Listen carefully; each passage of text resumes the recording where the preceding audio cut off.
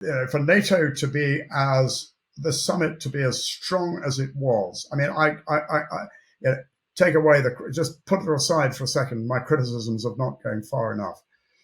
But the fact that it laid down unequivocally there is a path to Ukraine membership of NATO, to Euro-Atlantic integration. Okay, it didn't lay down any markers, but equally, as you say, the 40 billion package, the setting up of a NATO command to marshal and integrate current bilateral support and training. I mean, the announcement of the F-16s, and sort of slightly separate, but the Ukraine Compact, 21 nations coming together to combine bilateral security assistance into an integrated package. This is all good stuff. But why doesn't it go further? Quite simple, because not all nations will agree. And the fact that you've got Hungary's ticket on this agreement thus far, we all know where Hungary comes from. We've all seen Orban cozying up to Putin and Trump and setting himself up as a great peacemaker. And the fact is that Hungary signed up to it. So therefore, NATO is getting there. And as I always say, NATO has to move at the speed of the slowest ship in the convoy. And, Hungary is frankly a pretty slow ship, but they've got them on board still, and that's important. You referenced the new NATO command centre that's going to be set up in Germany, I believe, that was announced last week. Just talk a bit about the significance of that. Well, it's really important because up to now, there's been no NATO strategy for providing lethal aid to Ukraine. It's all been bilateral support by individual NATO nations through the US-led Ramstein Compact. This is NATO now saying, yeah, this is going to be done as an alliance, and that demonstrates alliance strength. And if you start this way, with NATO, it's small steps. I mean, we'd all prefer to see big steps, but this is a step on the way to a NATO strategy. The next step might be a NATO strategy to support Ukraine to unequivocally achieve defeat of Russia. Because to go back to that, nothing else is going to be any good. Because we in the West and in NATO and the Euro-Atlantic region need to recognize that Russia is never going to give up its determination to destroy Ukraine as a sovereign nation and to destroy NATO, to get rid of NATO or to neutralize NATO. Russia has set itself on that path. Russia is at war not only with Ukraine, but it's at war with the West. It thinks of itself as at war with NATO. And the only way that we are going to enjoy peace in the Euro-Atlantic region for generations to come is through a NATO band of deterrence steel to include Ukraine having defeated Russia. Well, let's explore that. I mean, if you were going to draw up a plan, a strategy for the total defeat of Russia, and how you define that, I suppose, is an interesting question. But let's say it's returning Russia to its pre-2014 borders and returning the land that's been occupied ever since. Whether you think that's realistic or not is I suppose, a massive question. But what would be required to ensure that Ukraine could achieve that total victory? Well, let's be clear. By total defeat of Russia, you're implying the sort of thing that was done to Germany in 1945. I'm not talking about that. That is never going to happen. I'm talking about defeat of Russian forces in Ukraine. Yes, I am talking about the return of Ukraine lands occupied since 2014.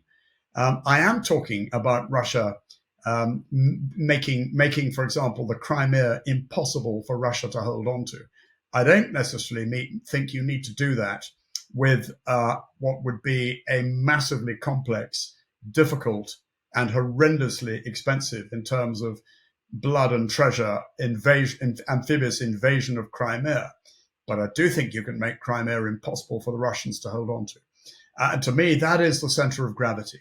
And if Ukraine can hold on in its eastern provinces, continue to push back the Russians, or firstly to hold, but to push them back, but to focus on what I think is Russia's center of gravity here, which is Ukraine, and not just military, but political center of gravity, and make it impossible for Russia to hold on to through the application of long-range precision missiles and the like, then I think things could change very, very quickly. And there's another point I would make here.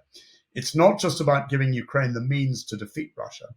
And by means, I mean long-range precision missiles, which have been, pretty, yes, HIMARS, yes, Storm Shadow, but where are the German Tauruses? There's a lot more to do. But it's also about not tying Ukraine's hands behind its back and allowing Ukraine to strike legitimate military targets in Russia with Western-supplied long-range precision missiles. We're still not there yet. And again, that strikes me as highly surprising that, for example, it is largely the Americans who are imposing restrictions on where Ukraine can use US-supplied long-range missiles. And okay, I understand why certain NATO member states, such as Hungary, may have reluctance for their own domestic political reasons. But Joe Biden has been a very staunch supporter of Ukraine. It would be in Joe Biden's political interests and in America's strategic interests, you would have thought, to help Ukraine defeat Russia in the way you describe. And even though they've lifted some of the restrictions, are you still surprised that they're not going further? And why do you think that is? Well, I mean, I'm not going to second guess the political judgments made in the Oval Office, but as an observer, I would suggest that there has been an excess of caution from the United States. Yes, of course, it's given a huge amount of weaponry and capability, much of which is, in a sense, it's being made in America. So it's good news for American industry and defense industries. But I think there's been there's been a sort of degree of self-deterrence as a result of Putin's nuclear saber rattling. And I think we should remember the maxim, Churchill's great line about Russia only respects strength. Where it finds weakness, it will continue to probe. And so it has proven in the last 2 years. That Russia has, and Putin and his henchmen have waxed lyrical about the threat of nuclear weapons if tanks are deployed, if long-range weapons or missiles are deployed. When it's been deployed, it's not come to anything. And of course, don't forget that President Xi has already breathed down Putin's neck, saying, nuclear weapons are out. And I also thought it was fascinating at the NATO summit how, for the first time, you had NATO leaders pretty equivocally denouncing China's role in the war. Of course, Beijing would say it's officially neutral, but most analysts would say that's not really credible. What do you make of the upping of rhetoric against President Xi and his role?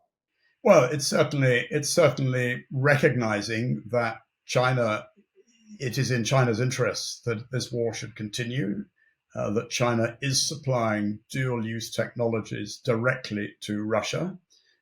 It's almost certainly providing material and equipment to North Korea, which is then being shipped on to Ukraine. And that China, is as Xi and Putin have said, this bond of unbreakable friendship between them. And I think it's putting a marker down to China that it's not going to have it all its own way. But at the same time, there's got to be recognition in the West that there's a clear linkage between what happens in Ukraine and what happens in the Asia Pacific. If Putin is seen to get away with it in Ukraine, that will almost certainly embolden Xi. And the so what out of all this, of course, is the importance for effective deterrence and a need to think globally, because Putin absolutely thinks globally. He's wound up South Korea with his action in North Korea. So they're now in the equation.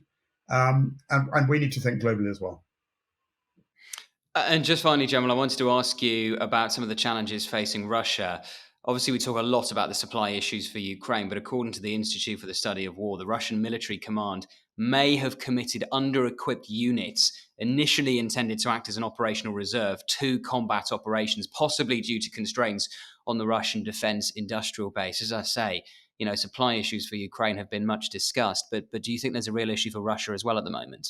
I saw that, and I read ISW sit-reps on pretty much a daily basis, and I think what happened. I think they're very, very well informed, and I think it's for any organization trying to understand what's happening in this particular in this vital conflict for European and transatlantic interests. I really would highlight the importance of ISW's work.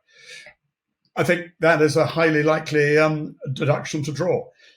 We were promised a major spring-summer offensive. Thus far, it hasn't materialized, and that one of the reasons might be just because of the reasons you've just cited. However, don't take it for granted. Who knows what Russia might be beginning to be building up and keeping behind its sleeve. But thus far, it hasn't happened. Thank you for watching Frontline for Times Radio. For more, click subscribe on our YouTube channel. You can listen to Times Radio, and you can read more about the war in Ukraine and global security with your Times digital subscription.